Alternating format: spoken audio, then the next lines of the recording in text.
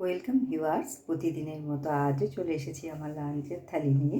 আজকে লাঞ্চে নিয়েছি সাদা ভাত আর নিয়েছি শসা ও টমেটো স্যালাড হিসেবে। প্রথম পাতে খাওয়ার জন্য নিয়েছি লোটে মাছের ঝুড়ো।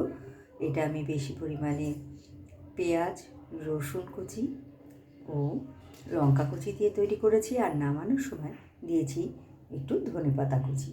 নিয়েছি গোল গোল চাকচাক করে কাটা আলু ভাজা, তার সাথে খাওয়ার জন্য নিয়েছি মটরের ডাল, যেটা আমি উচ্ছে ও লাউ দিয়ে রান্না করেছি।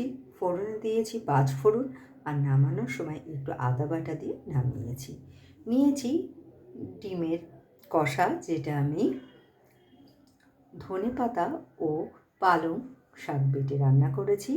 প্রথমে ডিম ও আলু ভেজে তুলে নিয়ে ওই তেলের মধ্যে গোটা গরম মশলা ফোড়ন দিয়ে পেঁয়াজ আর রসুন বাটা ওর মধ্যে কষিয়ে ওর মধ্যে জিরের গুঁড়ো, ধনের গুঁড়ো দিয়ে লঙ্কার গুঁড়ো দিয়ে খানিকক্ষণ কষিয়ে ওর মধ্যে ধনেপাতা ও পালং পাতা বাটা দিয়ে আমি এটা করেছি। আর নামানোর সময় একটু গরম মশলার গুঁড়ো আমি এতে দিয়েছি। আর শেষ পাতে খাওয়ার জন্যে নিয়েছি টক দই।